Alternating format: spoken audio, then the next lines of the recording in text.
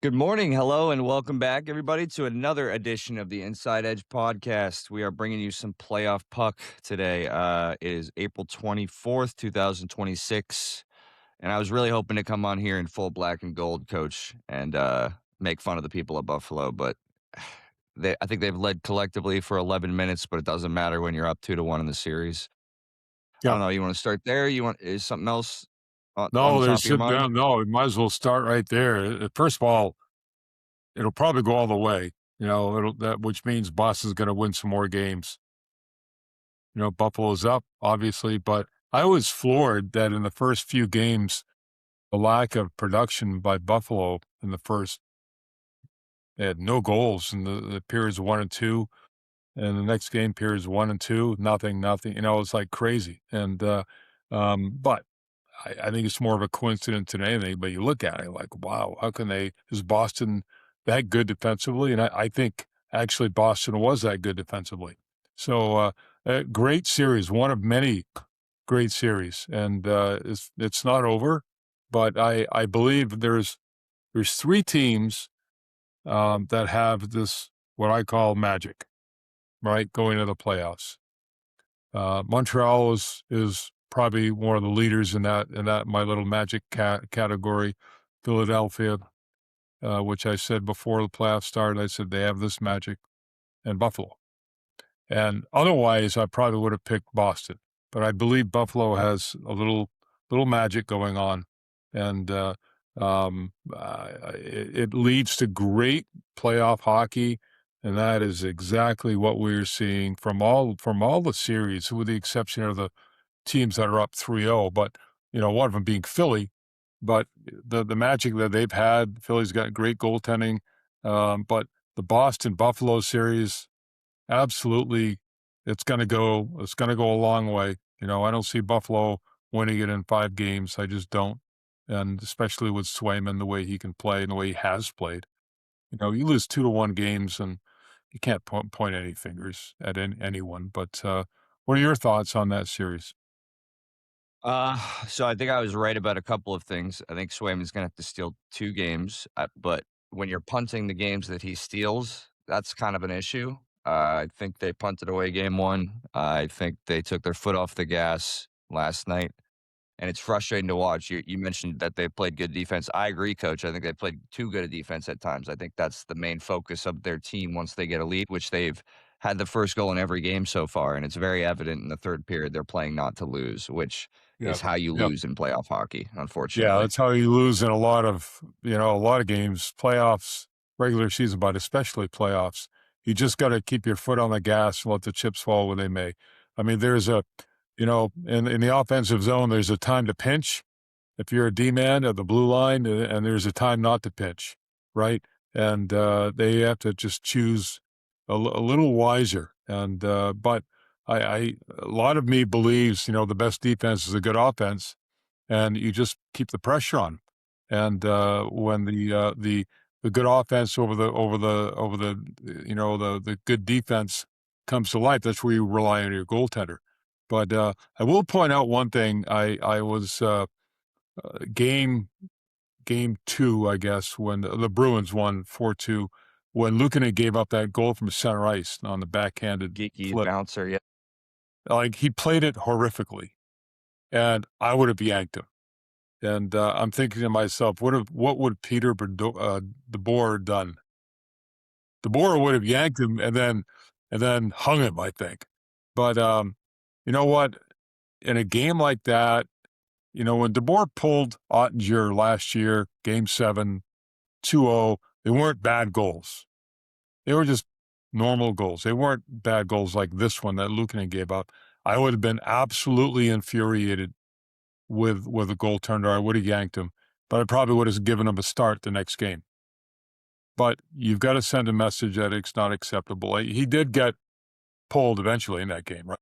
He was pulled after the next goal, and then Yeah. Alex Lyons started his last game, so they did make Yeah. adjustments. Also, I don't know if he would've had to hang him, just send him out into that Buffalo crowd of lunatics. Those guys have you seen the Even better. videos of those people Oh, yeah, yeah, yeah. outside But the I mean, arena? the way he played that, and goalie coaches have literally practiced this for years. You can literally throw them in like a baseball, throw them in. You get the puck bouncing, and you gotta be concerned about a football bounce. You can go anywhere at any time, but you've got to make sure number one you get out of the net, which he was out, but you got to make sure that puck is right in the middle of your chest in case it takes a weird bounce. All right, and He he had it, like, rotated. here on the inside of his glove almost. He like and yeah, you're right, and but he rotated a little bit, so he kinda side saddled it. I'm like, "What the hell was he doing?" I think he really thought he was gonna catch it on the hop with his glove.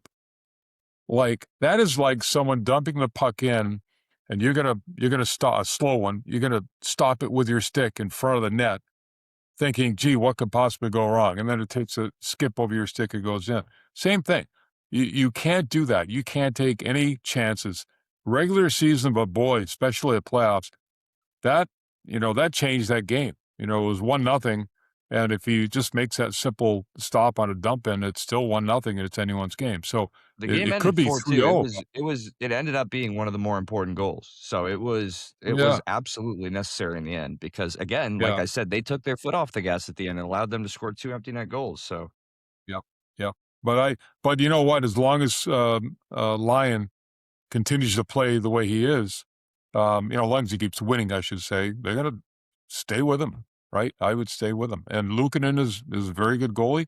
But boy, you can't screw up like that, and, but I would have yanked him right away, sent a message right away, and you get the team gives your team the ability to make the adjustments mentally more than anything else. I mean, that was just an unforgivable deal, but, happens, that's hockey, and, from Luukkonen's standpoint, you gotta hit the reset button, and you got to own up to it, and which he did, of course. He didn't do it on purpose, but he just you don't take chances like that. You don't gamble like that. And but again, great, great, great series. yeah, my last thing in this series I noticed last night was the first game in Boston.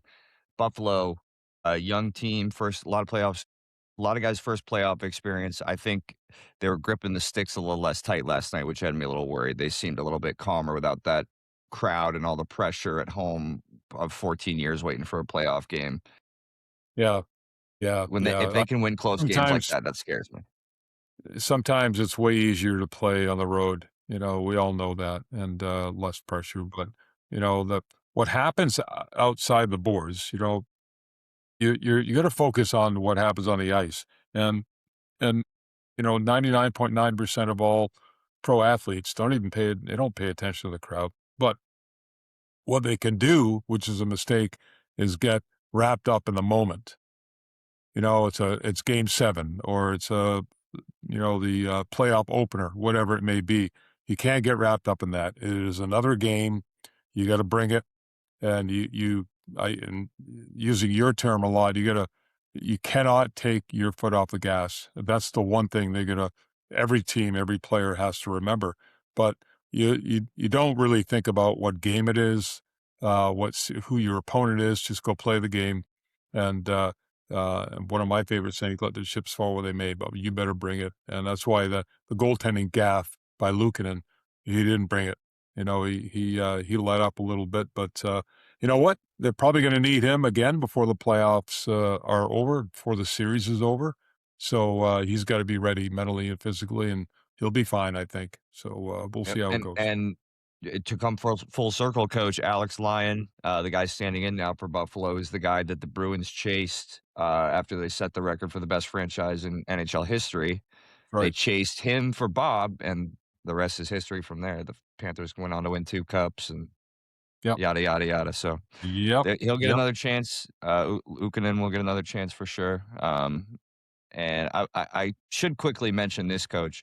We did our picks last week, if you guys watched, coach right now is not losing a single series with any of his picks. Edmonton, Vegas, Minnesota, Colorado, Buffalo, Carolina, Philly, Montreal. You're tied or winning all your series so far, so I feel Yep. like that should get What about the mentioned. Wild? I think I picked the Wild over the Stars. Yeah. Yep. Edmonton, Vegas, Minnesota, Colorado, Buffalo, Carolina, Philadelphia, and Montreal. That's your picks. So you're up Yep. or tied in every series. So the next series, Montreal, Tampa Bay, that might be the best one of them all. Like, 2 very, very good teams, great stories. you can talk about the goaltending in the series, but boy, is it it's a tight deal. Jakub Dobis, I think, what is he, 24 years old? 24, Yeah, 25, he's very 24, young. 25. Like I watch him, I know him because I've been on the ice with him and I've coached him. He's a great kid, really good kid, but boy, he's wired into it, and I can tell his confidence is sky high. And I haven't worked with him for years, but I do know him. Um, he's got to be a really, really good one. He's got a lot of runway ahead of him. He's got a lot of years left, but his confidence level is sky high, and obviously it has to be. But he's part of that great youth movement in Montreal, and I grew up, a Bruins fan living in Maine, and the Canadians were the most hated team in the NHL if you're a Bruins fan, right? And I'm far removed from that now, but I'm a fan of the Bruins, um, I'm sorry, of Montreal, just because of the type of team they have and how they've done it. They've really gone to a youth movement, including their goaltenders, right? Fowler is a awesome goaltender, but they've got an embarrassment of riches in goal. But they've got so many characters, so much magic in that lineup, and they're young. You got a 50 goal scorer and a little guy, right? And they've got some great stories. So going up against the juggernaut of Tampa, they've won a cup here and there, so they know what they're doing. Great coaching, great everything, great goaltending. So to me, of all the series, that's the best one. That's the tightest one, I think. And uh, whoever wins that one's got a shot at going a really long way in the playoffs. Yep, that'll be picked up again tonight. It's tied up 1-1 right now. I think it's a very, like, similarly mirrored series to Pittsburgh and Philadelphia. Not the same rivalry as the Battle of Pennsylvania, obviously, but Tampa Bay is sort of the older team. They've won a couple cups like Pittsburgh. They've been there before. They have the experience, whereas Montreal, like you mentioned, is a young, run and gun, fun-looking offensive team with a bunch of guys that are getting their first crack in the playoffs like Philly, so I Yeah. think it mirrors that series pretty well, but it's much, much more competitive, like you mentioned. That's getting picked up tonight. I think we both had, yeah. Did you pick Montreal? Yeah, I picked Montreal as well. So I think Yeah. we both saw that one coming, but I mean, as even as any series, like you mentioned. Uh, Another one that's continuing tonight is Vegas and Utah. That one I have not watched as much of, but I have caught the cliff notes. I'm very excited to see where that picks up. I think it's going to go the distance as well. I think that's one of the series that goes seven. Yeah, I agree. I haven't watched that one as closely. I have watched the clips. I've watched the highlights, and Utah is hung right in there, and there are a lot of no-name guys, and from their coaching staff all the way down, you haven't heard a lot of these guys, but they're doing a great job. And the Golden Knights are that's a big challenge for Utah, and they've answered it so far. But I think at the end, I think it's a tight series, but I think Vegas will wind up going. The thing that worries me about Vegas is their goaltending is just not, it's just kind of average, and no one has really stood out yet. But that it wouldn't surprise me if that goes a little bit further than most people thought in terms of 6 games, 5 games, 7 games. I think it might go, really deep, like 6 or 7. But I haven't I watched think that one closely. Of course, those late starts don't do me any favors, right? So that's no, it's not easy. I think the longer that series go, the more it favors Utah, but we'll see. Yeah, The other game that's going on tonight, Edmonton at Anaheim, another arena that is excited to host some playoff hockey for the first time in a little bit. The Anaheim Ducks. yeah, yeah, Uh, that series is tied 1-1. I mean, McDavid left the end of game two, which gave the Ducks the window to put on some scoring. Tristan Jarry. I mean, I don't know yeah. what the plan is in Edmonton because so far I would much rather have Stuart Skinner. I don't know about you, but even in that series, he's not playing well. And No, no. I mean, neither one of them are blowing doors off right now, either Pittsburgh or Edmonton. But the 6-4 game the other night. Did you watch any of the goals against? I yeah, mean. there were some horrific turnovers. One of them, I think, was McDavid, who just kind of, in his own zone, trying to break the puck out. Someone kind of angled him to the boards, and he just did kind of a wheel around, a no look backhanded pass to nobody. They pick it off, and they eventually pop it in. They tipped it in, but just things like that. Goaltending not very good. Obviously, 6-4 game goaltending is not going to be outstanding by either team. But again, there's another team, kind of like a little bit like Vegas. You wonder about their goaltending, Edmonton's goaltending. I mean, it's how long has it been an Achilles heel for them? A long time, and they've had opportunities to. They just made poor decisions in bringing in the right goalie. And again, it's of course it's not that easy, but come on, you can do better than what they've done. And it goes back to that trade, Jari and Skinner. Like that was the biggest, nothing burger I've ever seen. And they did it pretty early in the process too. I mean, well before the trade deadline. So I don't get it. Really in that one, I'm really rooting for Anaheim because they're trying to build something there, and they've gone to a youth movement, and they've got some really exciting players and fun to watch. I like Dostal, their goaltender, young goaltender. I think he's going to be a stud.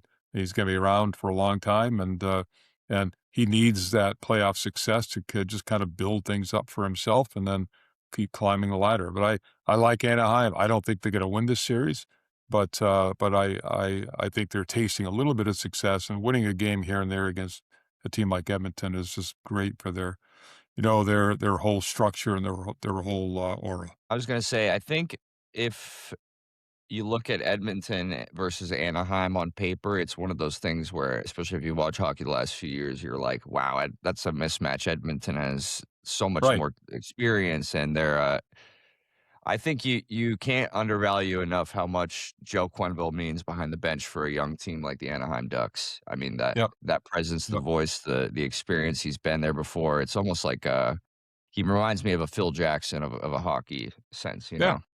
know? Yeah. Looks like it a little bit, right? Yeah, Oh, looks like him a little yeah. bit. I wasn't yeah, but No, I agree. I think, they've gone through some coaches, in Anaheim the last few years, but that's a tough one because it just takes time you can have all the draft picks in the world, but you draft a kid at 18, you bring him in year 1 or year 2 even as a 19-year-old, it's gonna take that draft pick or several draft picks to figure it out, and it's taken them a while. And, the Celebrinis of the world, right? I mean, guys like that in the league, they didn't come in and kick it around. They didn't come in or just blow doors off right away. It takes time, and that's what Anaheim is doing. Their young players are finally figuring it out. They've got coaching staff with patience, management really with patience. It takes that, and I think they're going to be a factor for a good number of years until the salary cap issues kick in, and they're gonna have to split it up. But until then, I think they're going to be a playoff threat every year. I agree. Next up, we have some of these series that are a little bit more decided on. It'll be Carolina 3-0 up on Ottawa, in the afternoon tomorrow. That might be our first finished series. I think Linus Olmark was ready. I think he's played good, but other than that, their pacing has been abysmal. A few times I've tuned into games, they're just I mean, and credit to Carolina, it's not just a Senators problem. The Yeah. Carolina Hurricanes have played with pace for a decade now. They've had an identity as a team for quite some time, so credit to Yeah, them. I mean, Carolina's, obviously one of the best coaches in the NHL and Rod Brind'Amour, and they've got depth. Their goaltending has been really good. Freddie Anderson's been very good, um, and made some big saves. I don't know if Freddie Anderson will ever win a cup. Love the guy, great guy, but he's always injured, and it would not Well, I was surprise me at surprised they went some with point. him. Yeah, Both yeah, both little bit, but he's an older guy, right? He's what, yeah, 33 or so? yeah. I you know, I a guy like that can steal you a game, and he's done that. He's gone in and played right out of his mind, and, over the long haul, no, I don't think he's the guy, but, you can win a couple of games. Your goaltender needs to steal a couple of games here and there, and he has done that so far, but this is a mismatch. This might be, right up there with the Colorado series in terms of mismatches. Like, I'm not a fan of Ottawa or their just their team. Although I'm a big Kachuk fan, always been a fan of the brothers. They just don't have a lot of star power. Um, Allmark is a good goalie. Never been a fan of Allmark, although when he was in Boston, he killed it, and it was the right setting for him in Boston. But in Ottawa, no, no, not the right place. You're not going anywhere, and that'll be well decided here pretty quickly, I think, and give Carolina a chance to breathe a little bit and recover from the series before their next opponent. I think Ottawa's a fun team to watch, if you're a casual viewer. I mean, the top 6 forwards on that team are dynamic and fun as any top 6 in the league, but when you run to a team like Carolina that runs 12 forwards that can all play in depth and I mean, you're seeing the difference between tier 1 and tier 2 NHL teams in a series like that, I think, so. No That's no a great mark. disrespect to Ottawa. Like I said, Linus has played great. They're just getting outclassed by one of the teams that's been in the playoffs every year for about a decade, it feels like, so. Yeah, that was a tough first round draw for them. But no, I mean, of course, no disrespect to Ottawa, but this is a little bit of a mismatch. I didn't expect Ottawa to do anything against these guys, And when they but it'll be like I said, an opportunity for Carolina to get this thing over with and get fill up a little bit until their next round starts. and maybe if they they had stolen one on the road and taken that double overtime game, but, game 3, they just looked gassed. That I Yep. don't know if you saw Coach I saw this, I guess it would be like fan interaction. The Senators sent some kid who was at the first 2 games to China so that he could be as far away from the arena as possible because he was bad luck, and, even that No, didn't work. So, the poor my guy is just lord. in China right now Oh, for no reason wow. and down 3-0. Really? Well, that Moving tough one. on, Right. we can cover this next one pretty quick. You mentioned it during that wrap up. Colorado's up 3-0 on Los Angeles. I think this is the one that of all the NHL series, like you mentioned, everyone kinda had this one penciled in as the easiest, the walkthrough Yep. for Colorado, Yep. and nothing really surprising. Wedgwood's been great. Everyone's been again, depth for this team is insane. McKinnon's been Yeah. insane. Makar's been insane. Yeah. And LA doesn't have the star power or the offense to really, Yeah, no scoring. give no, I mean, that's not a good start right there, but, um, you know, I mentioned the Ottawa series was a mismatch, and you're right, this is the biggest. Maybe the Ottawa Carolina series is the second biggest mismatch, but this one is the biggest, and again, it'll give Colorado, like Colorado a chance to rest up a little bit and have a few days off before their next series. But no surprises here, and um, I don't see this going anywhere past 4 games. Yeah, Big big prediction there. I think this one ends as well, very soon in 4, but, it's we mentioned a couple of these series have like the playoff team that's been there for a few years has the experience, have guys that have played in the playoffs than the younger teams.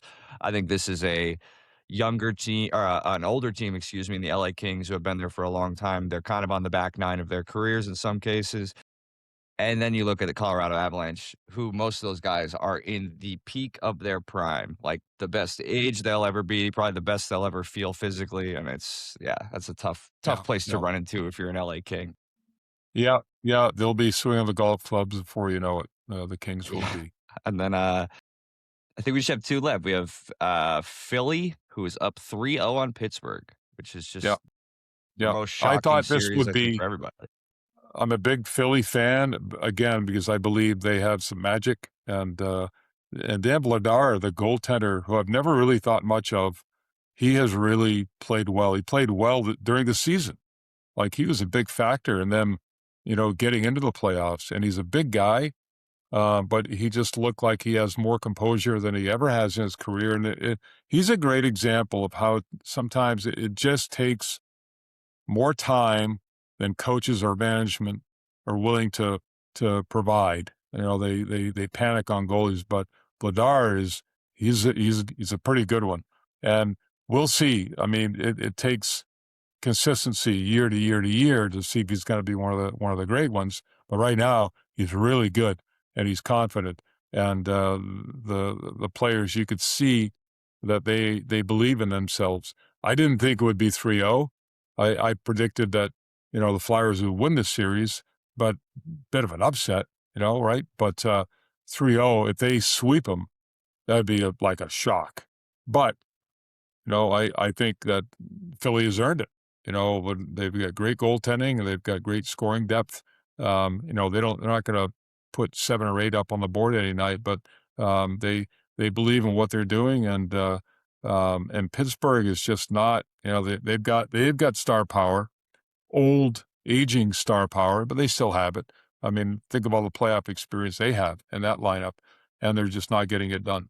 And it doesn't, we got to bring up flop the Well, other hang night. on, coach, before you do, I was just gonna say Go this series to me, like go. we've mentioned the older team versus the younger team a couple of times. This series to me, Pittsburgh and Philly, it hasn't happened in a few years. It feels like Pittsburgh is the dad who just came into roughhouse with their son after not doing it for a couple years, and the Flyers have gotten a little bigger in that time, and they've gotten a little stronger, and they kinda match dad's strength now, and Pittsburgh has really been kind of thrown off. I mean, they for sure thought they were gonna take one at home, I thought, last night, and it got ugly. 11 guys in the box at one point, Yeah. Oh, Crosby yeah, throwing yeah. himself like a ballerina to the ice. Yeah. No, that's great analogy. That I think you're spot on with that, and, I don't think they expected, the Flyers to come out the way they did and flex their muscles the way they did, but there was a great scene in that game the other night where they had, I don't know, 5 or 6 guys in the penalty box, and they scored, and the celebration in the penalty box was absolute classic, and, I mean, it was fun to watch. That series has been really, really fun to watch because, um, kind of the changing of the guard a little bit, and, I don't see, I don't know if some of these veterans are gonna continue to play. I mean, they say, "This is my last year," or they haven't decided yet. This might decide if they were on the fence, whether it's Crosby or Malkin or whoever it is, this might decide that, okay, we're going to shut her down. And, but this has been fun to watch because I think the Flyers um, have very much like Buffalo, very much like Montreal, have really good young players. They're well coached. They believe, which is more important than most anything. And they don't seem to worry about much. They just go play. And again, I'll mention Vladar has done a great job in goal, and we'll see if he can, you know, find consistency, which he's had a consistent year. He's played great this year, and but that one has been fun to watch. Yep, agreed. I'm a Pennsylvania-born kid, so I love watching the Battle of Pennsylvania. And then I wanted to shout out, you mentioned Dan Bladar real quick, former Providence Bruin. He was on the Bruins for a short stint, but we had an embarrassment of riches, as you've said, in goal. He was traded to Calgary, spent 4 years as the backup in Calgary before getting a shot in Philly. This was his first year as a starter, and he's making the most of it. So again, Alex Lyon, Dan Vladar, just all about making the most of your opportunity when it comes up. I mean, I'm a New England kid. Tom Brady said, "If you ever give me a chance, you're never gonna get me off the field." That type of mentality, like, that's what you're watching from this kid right Yep. now, and it's Yeah, fucking really fun to 100%. watch. And you never know. I mean, you can't you can't discount goalies. You really can't. I mean, they may have seemed to have lost their way and lost their confidence, but boy, I've seen a lot of guys, the Spencer Knights of the world, Carter Harts of the world, they're not at the elite level, but I think they can be. It wouldn't surprise me for them, for either one of those guys to all of a sudden emerge as a giant, you know, a- an elite goaltender in the league. Dara may be going down that same path, but he's having success in the playoffs. But it just takes. I've just seen too many teams um, give up on goalies, and the Flyers actually have. They were like almost cursed for years and years and years. They would give up on goalies too soon and ship them off, and then that goalie would go on to be, one of the greater goalies in the history of the NHL, whatever. But I've seen too many bad decisions by management on goaltenders, but it's not, it's not as easy as it seems, but you got to kind of stick with it. If you believe a guy has the qualities and has the mindset and has the talent, to stop pucks and win games, stick with him, especially during the bad times. That's the hard part is when a guy has a bad week or a bad month or whatever, then you give up on him. But you have Yeah. a lot of non-goalie guys making these decisions, and that's the tough part. They just make mistakes that way, but it's their job on the line too. So we all understand how it all works, but you know, you can't discount some of the really really good goalies who have shown a little bit of a flash of brilliance, and then they fade a little bit.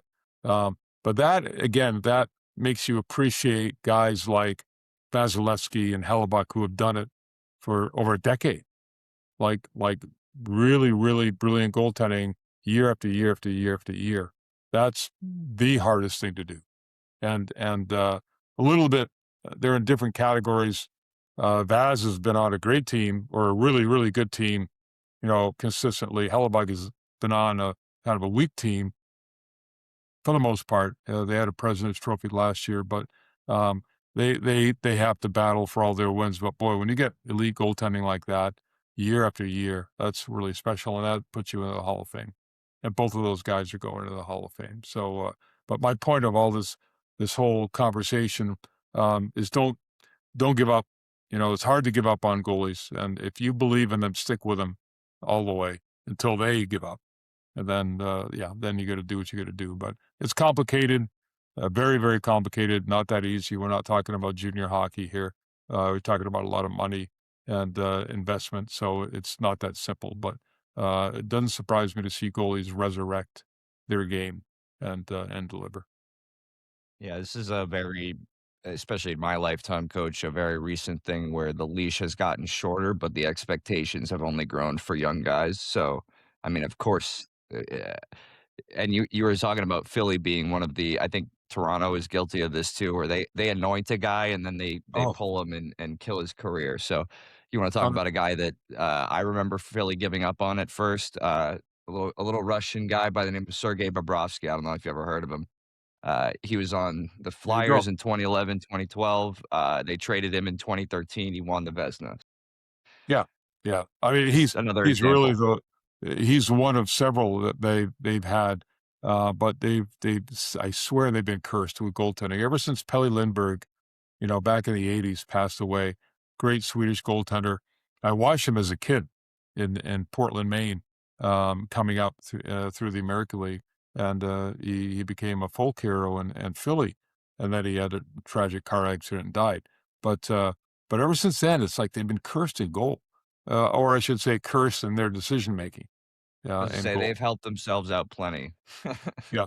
Oh yeah, yeah, yeah. But But again, Toronto too, it's what we're talking about, kind of like where you anoint somebody, especially a younger guy, that gets into his head that he's the man, and the minute you take that moniker away from him, that it's everything starts to go south yeah, because, I mean, yeah, again, it's yeah. such a I don't like mental anointing position. anyone. I don't care if it's college hockey, junior hockey. Um, Pro is a little different because you have contracts involved. But when you say this is my number one guy, um, not a fan of that, especially as they're developing. Bring in two goalies, let them fight it out. And at the end of the Make it a season, you competition. can determine who their number one is, right?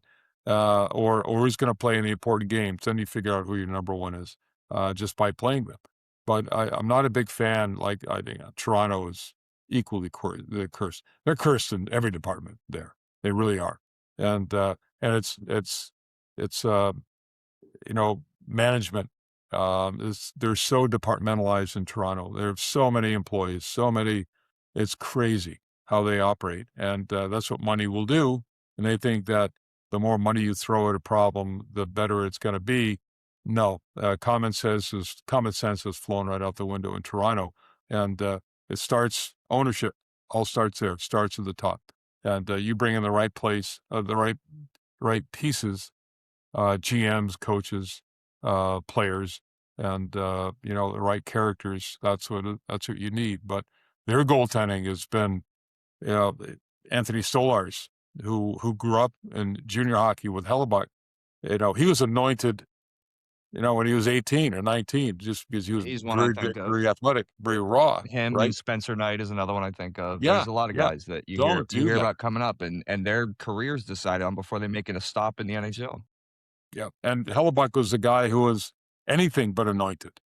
He wasn't, and he was a complete nobody, and you're way better off, you know, uh, growing up like that or making it through because, the lion at the top of the mountain isn't as hungry as a lion climbing the mountain, right? And this is exactly what we're talking about. These guys that are anointed early on, it's just a curse.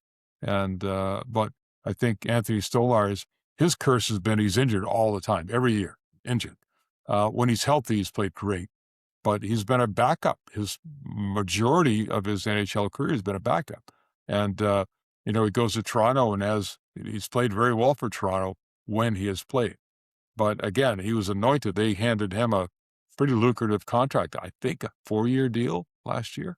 And, Yeah, I think uh, so and too. he's missed, I don't know, a very large percentage of this season. He's been hurt again, which is too bad, and then you don't want to see that. But Joe Wall, same thing in Toronto. Again, another USA hockey guy who was anointed, right? And, he suffered the same circumstances. He's been hurt quite a bit. And it's not that easy. So either the goalie coaches or the training staff or something's going on there, or they're just bringing in guys they have chronic health issues. I don't know. But it's funny how some programs, some clubs have the same problems. Like Toronto, injured goalies all the time. Philly, bad goaltending decisions in terms of personnel year after year, decade after decade, I should say, in Yeah. Philly. I was gonna say that's the It's craziest not part of it to me is the personnel is changing over these decade-long runs, and it's like the position is cursed almost, yeah. not the team, Um, not it's weird, it's bizarre. When's the last time Boston has had subpar goaltending? That's what I Been a yeah, long that's time. the Been a long Bruins time. are the total opposite end of that spectrum where they Yeah. build from the net out, and it's almost like we've talked about it a couple of times. They have an embarrassment of riches in goalie, and they have a guy in Providence who could start for some teams, but they Yep. don't wanna move Yep. him or they Yep. might be stashing him for later. Yeah. And you don't know. But when they hit the jackpot, when they had Allmark and Swayman together, and until at some point that's going to split apart because of the salary cap and just nature in itself. But yeah, they've had the embarrassment. They like Montreal has a younger version of that right now. Yep, And precisely, and they're another team that, like, a decade ago, look back, who'd they have? Carey Price, like, they are always solid from the always net good, out. They have always always built their team from the net out, yeah. so So if you're a Philly fan, hope that nothing happens to Vladar because he's a good one. He's playing well. He's had a good year, and he's been part of that whole movement. You need to stick with him, and don't anoint anyone. Just let him play. yeah, just wear the Darth Vader masks around The Philly and dive, the enjoy the dive. bar in the middle of that whole n nightmare, Philly and Yeah, Pittsburgh. yeah. So Alrighty, Crosby, good. Crosby. Oh, yeah, we gotta talk about that before we move on. Crosby, I the was slot so I king. was embarrassed for him. Like watching that play, he's going in for a face-off, and I can't remember who the Philly player was, but kind of turned around and his stick got caught in something, and it came up and it scraped Crosby's face as Crosby was leaning in for the faceoff. And Hathaway. yeah, and he goes down like someone shot him from section, 310. Uh, Have you ever seen how actual penguins, like, dive on their belly? That's what he looks like. yeah, He looks like he just there you fell. go. There you go. But nothing happened to him. And I'm thinking to myself, okay, he got scraped in the face, like his cheek. Like he didn't get poked in the eye or the teeth or anything like that. But even if he had, what part of that incident affected his legs to buckle? Nothing, right? So it was a complete and utter dive. Credit the officiating for having the balls to call, one of the biggest superstars in the NHL, call him for embellishment. Call it like it is. My only problem with the call is that if that was embellishment, it shouldn't have been a high sticking or whatever call it was on the Philly player. So it's either one or the other. It can't be both.